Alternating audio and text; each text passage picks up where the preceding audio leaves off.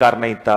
बंगाल के एक प्रसिद्ध समाज सुधारक रहे हैं ईश्वर चंद्र विद्यासागर, उनके प्रयासों से पुनर्विवाह का अधिकार कब जाकर मिला था? 1856 में। इस पूरी घटनाक्रम में यह बता रखा है कि एक गांव था, उस गांव में गरीब परिवार है और उसमें माता पिता और उनके दो बेटे थे। एक बेटे की 7-8 साल की उम्र है, एक की 4-5 साल की उम्र है। और उसी समय उन दोनों भाइयों के सिर से माता पिता का साया उड़ जाता है।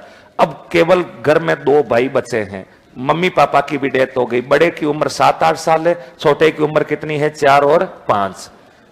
बेहद गरीब स्थिति है, 5-10 बीघा जमीन है, उसमें जैसे तैसे करके खेती बाड़ी करके 2 टाइम की रोटी खा रहे। जैसे तैसे दोनों भाइयों ने संघर्ष किया, पढ़ना लिखना शुरू हुए और स्कूल जाते, लेकिन बड़े भाई को पढ़ाई लिखाई में कोई ज्यादा इंटरेस्ट था नहीं। इसलिए उस बड़े भाई ने डिसीजन लिया कि मैं तो स्कूल छोड़ देता हूं, मजदूरी करता हूं, खेती बाड़ी का काम करता हूं और छोटे भाई को पढ़ा लिखा करके एक आरएस अधिकारी बनाऊंगा, यानी एक योग्य अधिकारी बनाऊंगा। और छोटा भाई पढ़ने में भी इंटेलिजेंट था। बड़े भाई ने दिन रात एक करके खून पसीने से एक एक पैसा जोड़ करके छोटे भाई को कंटिन्यू पढ़ाया। धीरे धीरे वक्त बीतता गया। बड़ा भाई जब 15 साल का हुआ तब उसकी किसी पड़ोसी के गांव में एक लड़की से उसका विवाह हो जाता है। लेकिन जिस लड़की से विवाह हुआ वो बेहद अनुशासित, संयमित, सुलक्षणा थी, 36 गुणों से संपन्न थी, अपने पति की हर बात को मानने वाली सुलक्षणा वो महिला थी। जैसे ही वो बड़ा भाई शादी करके अपनी पत्नी को लेकर अपने घर आया, उस बड़े भाई ने अपनी पत्नी के सामने सारी स्थितियां बता दी कि घर की आर्थिक स्थितियां ठीक नहीं है, संघर्ष का समय है। और मैं आपको ये कहना चाहूंगा कि अपने साथ घर में मेरा छोटा भाई यानी आपका देवर रहेगा और उस पर किसी भी प्रकार का दबाव, व्यंग्य वो घर में बर्दाश्त योग्य नहीं होगा। वो छोटा भाई पढ़ रहा है और मेरा सपना है कि इसको पढ़ करके एक काबिल और योग्य अधिकारी बनाऊं ताकि घर की सारी फाइनेंशियल प्रॉब्लम, आर्थिक जो तंगियां हैं वो सब कुछ दूर की जा सके। और अगर तुम घर में माहौल अच्छा रखोगी, उसको बिना फालतू किसी बात को लेके व्यंग्य नहीं करोगी, कटाक्ष नहीं करोगी, तो सब कुछ अच्छा रहेगा। बाकी घर के लालन पालन की जिम्मेदारी मेरे ऊपर है, मैं दिन रात मेहनत करूंगा। और वो महिला बेहद अनुशासित, सुलक्षणा थी। इसलिए उस महिला ने यह कहा कि आप निश्चिंत रहे, मेरी तरफ से कभी कोई प्रॉब्लम क्रिएट नहीं होगी। धीरे धीरे वक्त बीतता गया। शादी के 1-2 साल बीते, उस गांव में भीषण अकाल पड़ जाता है। जिस गांव में ये 3 लोगों का परिवार रह रहा, पति पत्नी और उसका छोटा भाई या उस महिला का देवर बोल दीजिए। और जब अकाल पड़ा तो उस परिवार की आर्थिक रूप से कमर टूट चुकी थी। वैसे पहले से भी आर्थिक तंगी, इस बार बरसात ही नहीं हुई तो खाने को दाने तक नहीं हुए। और जैसे तैसे उस भाई ने गांव के साहूकारों से कर्ज ले लेकर के 1 साल का समय बिताया ताकि उसके छोटे भाई की पढ़ाई में किसी प्रकार का कोई डिस्टरबेंस ना आए। 1 साल के समय के बाद उम्मीद थी कि अगले साल बरसात होगी, अच्छा अनाज होगा, दुगुनी मेहनत करेंगे और साहूकारों का कर्ज उतार देंगे। लेकिन भगवान जाने राम भी रूट से गए थे, अगले साल भी बरसात नहीं होती है और उस साल में उस गांव में भीषण अकाल पड़ जाता है। जिन साहूकारों से कर्ज ले रखा था वो सुबह ही घर पे आके बैठ जाते, बोला कि 1 साल का कहा था, इतने पैसे हो गए, ब्याज सहित देने पड़ेंगे, देख कहां से बरसात हो नहीं रही है। दूसरे साल भी उस आदमी ने जैसे तैसे करके साहूकारों से कर्ज उधार लेके, उनके व्यंग्य सुन के, गालियां सुन के थोड़ा सा टाइम पास किया ताकि छोटे भाई की पढ़ाई डिस्टरबेंस ना हो। और उम्मीद थी कि अगले साल बरसात होगी तो जैसे तैसे करके परिवार का काम चलाएंगे। लेकिन मानो राम रूट से गए थे, उस गांव में कंटिन्यूअसली 3री बार अकाल पड़ गया, लगातार 3री बार। इस बार उस परिवार के पास कोई विकल्प नहीं। सुबह उठते ही जिन साहूकारों से पैसे ले रखे थे, 15-20 जने घर पे आके बैठ जाते, गालियां निकालते। और वो आदमी परेशान हो गया और उसने लास्ट में अपनी पत्नी को अपने पास बुलाया और कहा कि देख, इतना कर्जा हो गया 2 साल में और इनका ब्याज भी इतना ऊंचा है कि अगले साल बरसात हो भी गई तो अपने इनका कर्जा उतार नहीं पाएंगे, इसलिए कोई रास्ता नहीं है। मैं आज रात को ही गांव छोड़ करके प्रदेश जाऊंगा और प्रदेश में कोई जॉब करूंगा, कोई काम करूंगा और वहां से मैं पैसे इकट्ठे करके और वापस गांव आऊंगा, 1-2 साल में आ जाऊंगा और इन सब का कर्जा चुकाऊंगा। लेकिन जब मैं गांव छोड़ के जाऊंगा तो प्लीज तुम मेरे छोटे भाई का ध्यान रखना, उसकी पढ़ाई में कोई डिस्टरबेंस नहीं आए। अगर पैसों की तंगी आए तो खुद मेहनत करना, मजदूरी करना, लेकिन छोटे भाई को पढ़ाना। और उस महिला पति की हर बात को मानती थी। उसने कहा कि नो प्रॉब्लम, आप जा सकते हैं, आपके छोटे भाई को किसी प्रकार की आर्थिक रूप से, पढ़ाई के रूप से कोई प्रॉब्लम्स नहीं आएगी, ना कोई कटाक्ष व्यंग्य होगा। आप निश्चिंत रह करके प्रदेश चल जाए। और उन साहूकारों के कर्ज से परेशान होकर के वो व्यक्ति रात के अंधेरे में गांव छोड़ करके चला जाता है और प्रदेश चला जाता है। गांव वाले अगले दिन सुबह घर पर आए तो घर वालों ने बताया कि भाई वो तो है नहीं, पैसे उनको उधार दिए थे, वो आए तो उनसे बात करना, हमें परेशान करने की जरूरत नहीं है। गांव वाले कंटिन्यू 10-12 दिन आए, कंटिन्यू वो मिलता नहीं, तो उनकी पत्नी ने एक दिन कह दिया कि वो प्रदेश गए हुए हैं, 1-2 साल में आएंगे, आपका ब्याज सहित पैसा चुका देंगे। अब वो भाई प्रदेश में बैठा है, जॉब के लिए दर दर की ठोकरें खा रहा है, लेकिन 3-4 महीने घूमने फिरने के बाद भी उसे कहीं पर नौकरी नहीं मिलती है, अच्छा वेतन नहीं मिलता है। बस केवल दिन भर मेहनत मजदूरी करके इतना कमा पाता है कि 2 टाइम की रोटी खा ले। जो ख्वाब लेकर आया था कि ये कर दूंगा, सारा सिस्टम सेट कर दूंगा, वो सिस्टम सेट होता दिख नहीं रहा है, क्योंकि कहां पड़ी है नौकरियां। इसलिए वो साल भर से परेशान हो गया, मानसिक रूप से भी परेशान। गांव भी वापस जाए तो किस मुख से जाए, क्योंकि उनका ब्याज तो दिन दुगुना रात चौगुना बढ़ता जा रहा है। भगवान जाने कौन सी वैदिक गणित से वो ब्याज का फॉर्मूला निकालते हैं, इतना ब्याज बढ़ गया कि वो व्यक्ति प्रदेश में रहकर चिंताओं में है और उसके पास कोई विकल्प नहीं, गांव वो वापस जा नहीं सकता। यूं करते करते प्रदेश में अच्छे काम की तलाश में 7-8 साल बीत गए और 7-8 साल में भी वो इतना पैसा नहीं कमा पाया कि गांव जाके लोगों का कर्ज उतार सके। चिंता में है, घर वालों से कोई कनेक्शन नहीं है, ना कोई लेटर्स लिख रहा है, ना कोई पत्र लिख रहा है। उधर पीछे उसकी पत्नी बेहद ईमानदार और सुलक्षणा थी, इसलिए उसने अपने पति का वादा निभाने के लिए खुद ने दिन रात मेहनत मजदूरी की, अपने गहने जेवरात आभूषण बेचे और गहने जेवरात आभूषण बेच करके अपने देवर को पढ़ाया लिखाया। और वो देवर भी पढ़ने में बेहद ईमानदार और इंटेलिजेंट था, लगातार आगे बढ़ रहा था। और 8-9 साल बाद में वो देवर एक योग्य अधिकारी के पद पर काबिज हो जाता है। और जब वो अधिकारी बन गया तो अधिकारी बनने के बाद घर पर अब आर्थिक रूप से तो कोई बड़ा संकट नहीं है, लेकिन घर पर उसका बड़ा भाई नहीं है। 9 साल हो गए घर से दूर गए हुए, और भाई भी तो प्रदेश में पैसे कमा नहीं पा रहा था, इसलिए मेंटली परेशान था। गांव किस मुख से जाए, गांव वाले जीने नहीं देंगे, घर वालों से कोई कांटेक्ट नहीं है।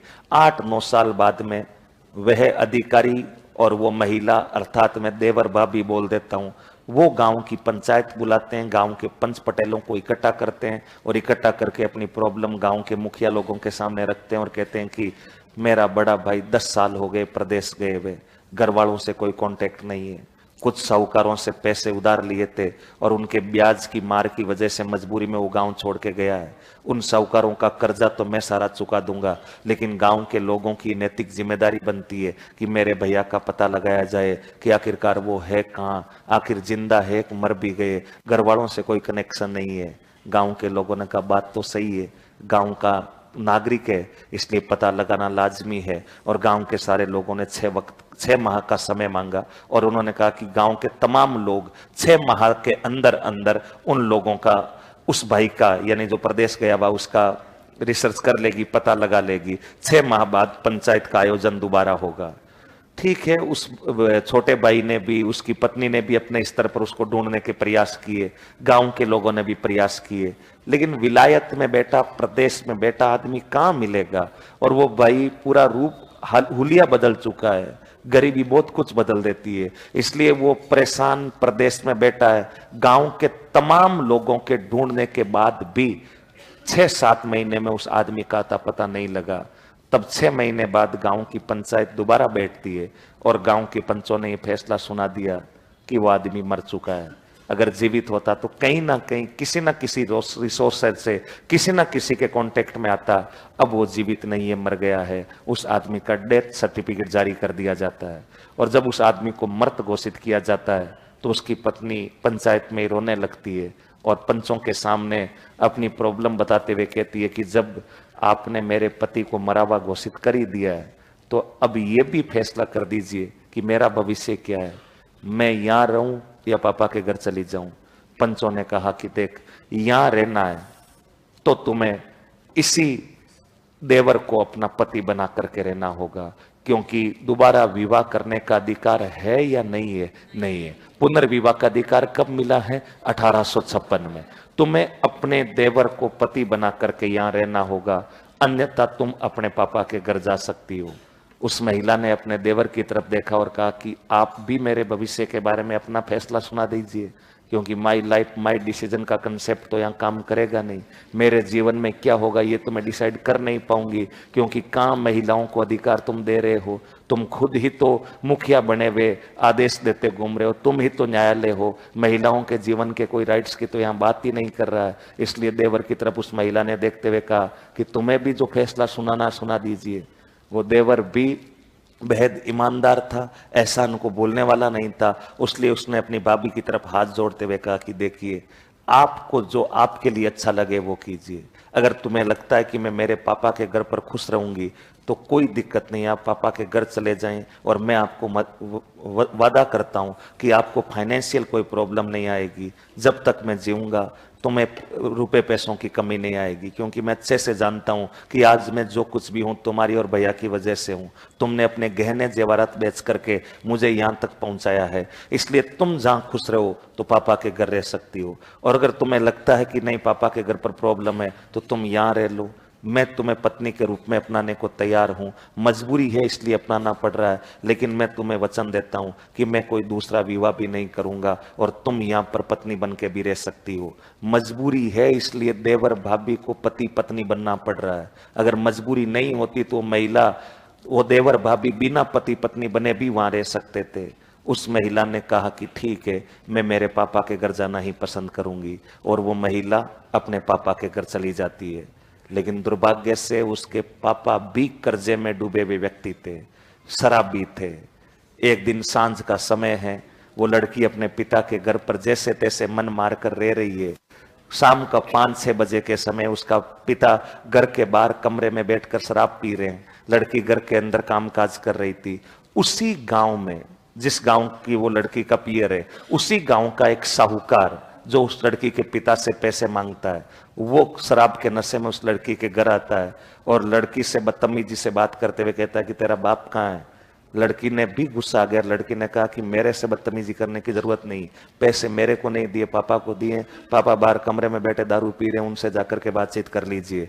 और वो साहूकार उस लड़की के पिता से जाता है। उस साहूकार की उम्र लगभग 70-72 साल रही होगी, और वो लड़की के पिता के पास शराब के नशे में, लड़की का पिता वो भी शराब के नशे में, और जाकर पैसे मांगता है।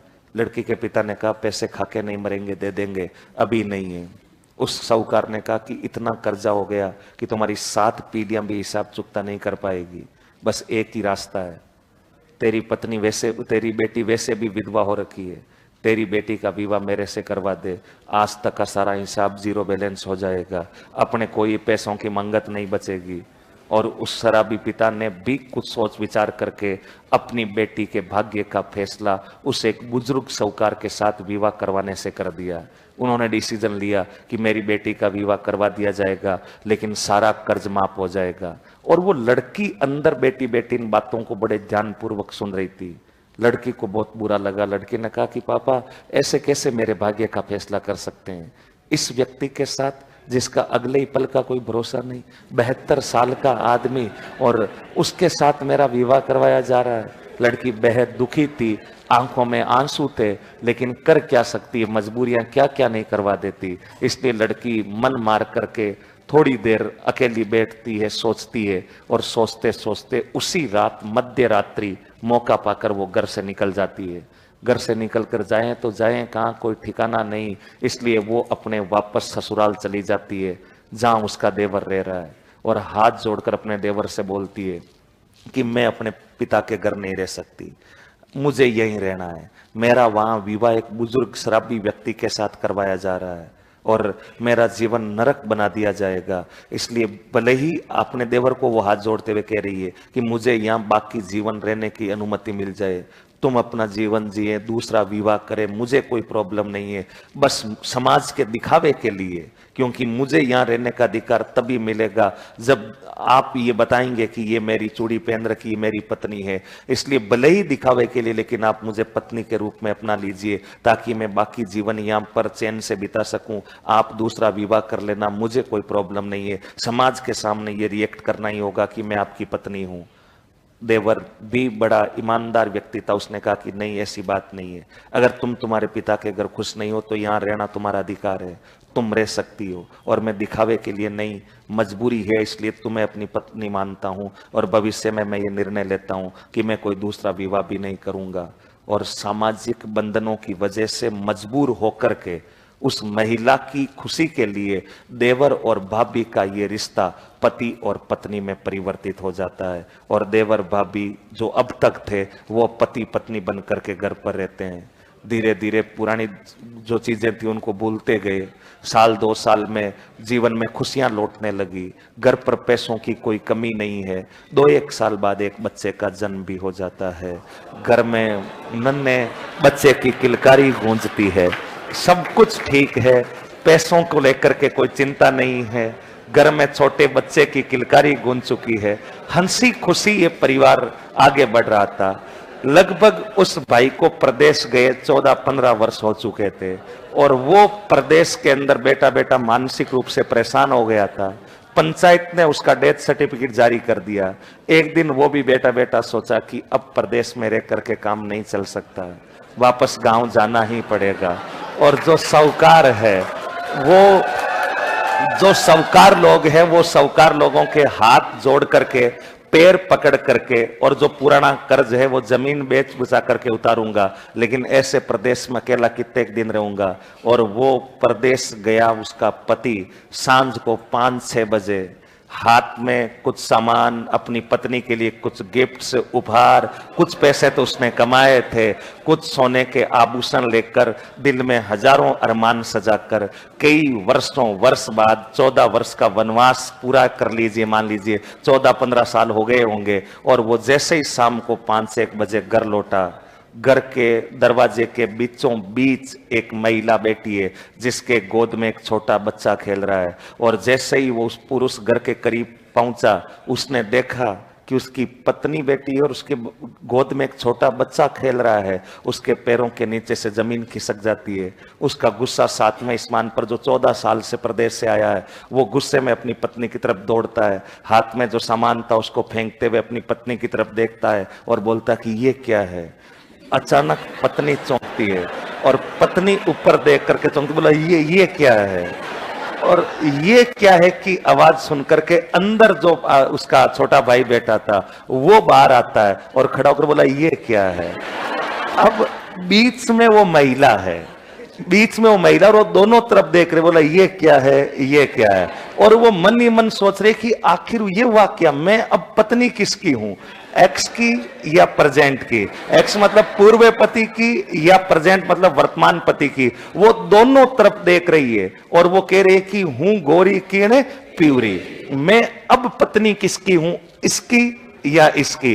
वो धर्म संकट में है। और वो व्यक्ति जो 14 वर्षों से प्रदेश से आया था, वो अपनी पत्नी की तरफ गुस्से में देखते हुए बोला कि ये उम्मीद नहीं थी तुमसे। और वो महिला हाथ जोड़ते हुए अपने पूर्व पति को कहती है कि आप मेरी बात को सुनिए, समझने का प्रयास कीजिए। उस व्यक्ति ने कहा कि ये लड़का सब कुछ समझा रहा है, मुझे समझाने की जरूरत नहीं है।